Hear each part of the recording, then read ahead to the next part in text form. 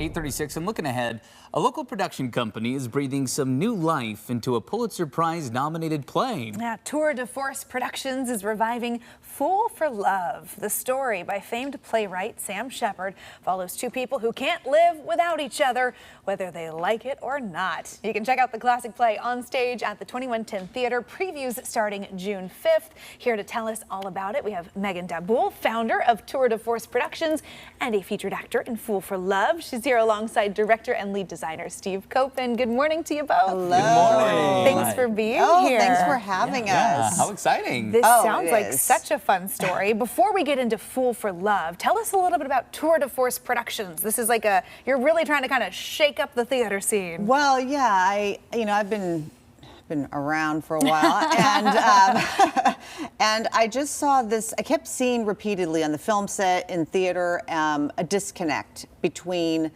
quality and striving for excellence, and then maybe limitations like budget or just other kinds of things if you don't have a big budget. Sure.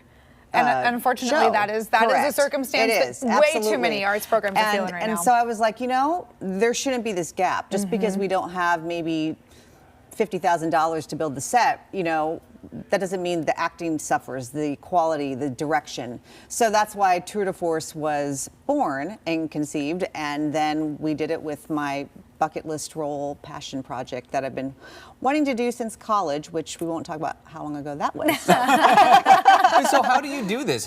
Because when you think about most business models, money equals resources, which equals, the production value goes up, very typically speaking. So how do you bridge this gap? How do you do something different?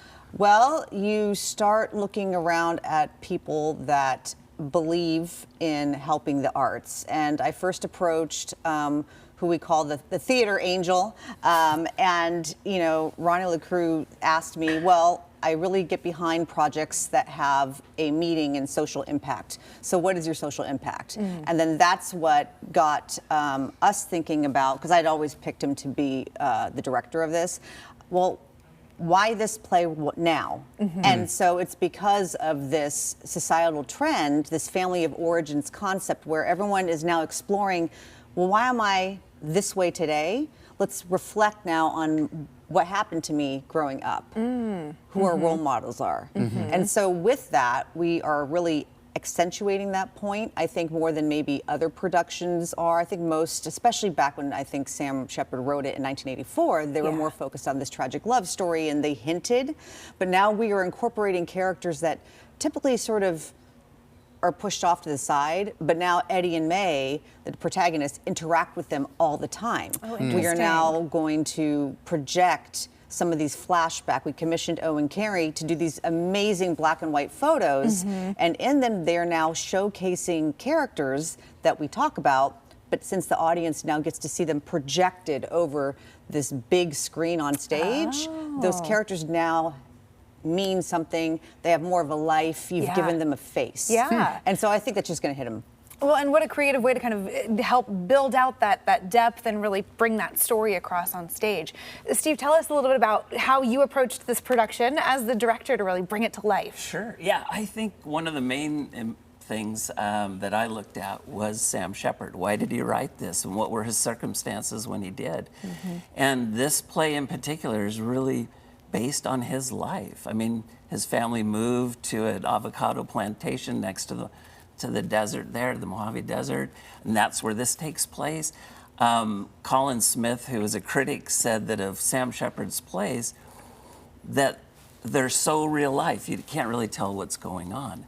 And this play in particular, it has a nice little twist, because it starts with the male character.